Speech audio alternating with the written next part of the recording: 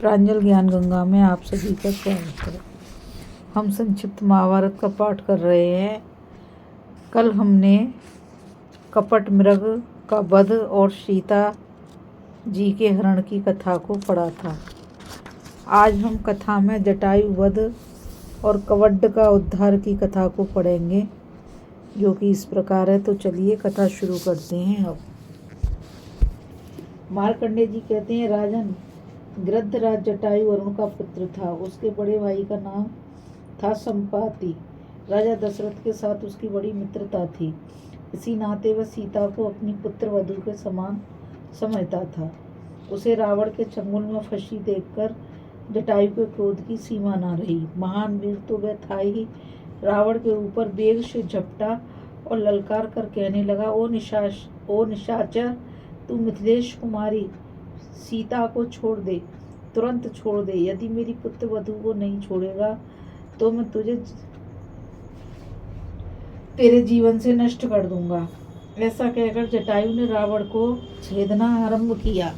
नखों से, पंखों से, चोंच से मार मार कर उसके सैकड़ों घाव कर दिए।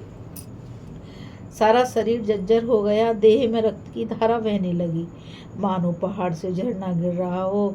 रामचंद्र जी का प्रिय और हित चाहने वाले जटायु को इस प्रकार चोट करते देख रावण ने हाथ में तलवार ली और जटायु के दोनों पंख काट दिए। इस तरह जटायु को मारकर वह राक्षस सीता को लिए हुए फिर आकाश मार्ग से चल दिया। सीता को कहीं कहीं मुनियों का आश्रम दिखता। जहाँ जहाँ नदी, तालाब या पोखर आदि दिखाई पड़ता, उन स्थानों पर वह कोई न कोई अपना गहना गिरा देती थी। आगे जाकर सीता ने एक पर्वत की चोटी पर बैठे हुए 5 बड़े बड़े वानरों को देखा। वहां भी उन्होंने अपने शरीर का एक बहुमूल्य दिव्य वस्त्र गिरा दिया। रावण आकाशचारी पक्षी की भांति बड़ी मौज से आकाश में चल रहा था। उसने बड़ी शीघ्रता से अपना मार्ग तय किया और सीता को लिए हुए विश्वकर्मा की बनाई हुई अपनी मनोहरपुरी लंका में जा पहुंचा। इस प्रकार इधर सीता हरी गई और उधर श्री रामचंद्र जी उस कपट मृग को मारकर लौटे। रास्ते में उनकी लक्ष्मण से भेंट हुई।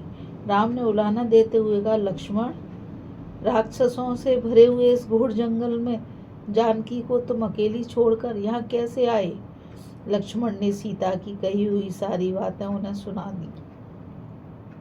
सुनकर श्री रामचंद्र जी के मन में बड़ा कलेश हुआ।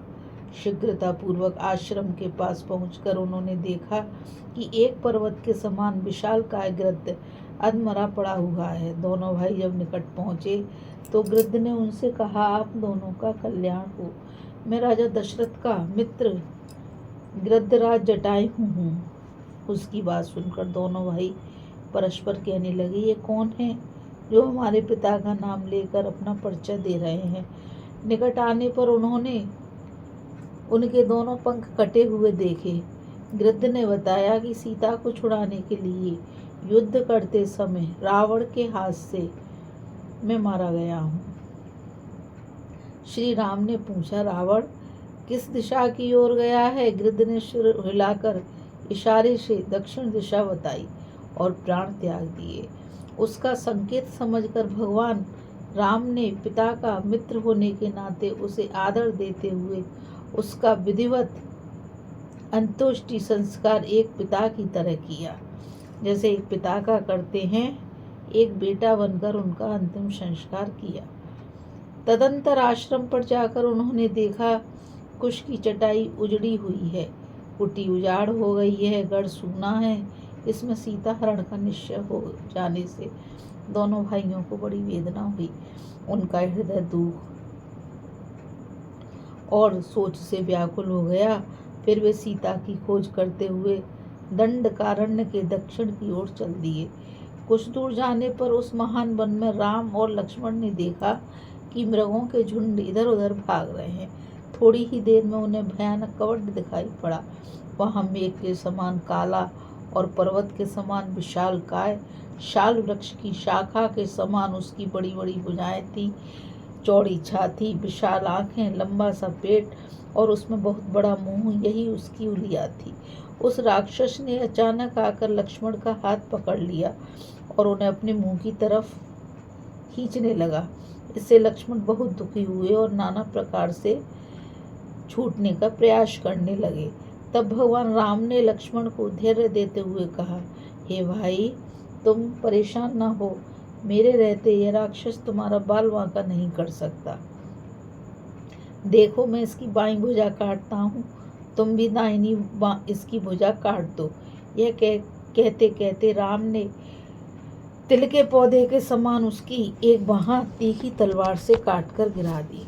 फिर लक्ष्मण ने भी उसे अपने खड्ग से उसकी दूसरी भुजा को काट दिया और उसकी पसली पर भी प्रहार किया।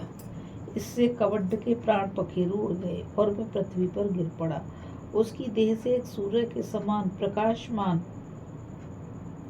दिव्य पुरुष निकलकर आकाश में स्थित हो गया। श्री रामचंद्र जी ने पूछा कि तुम कौन हो?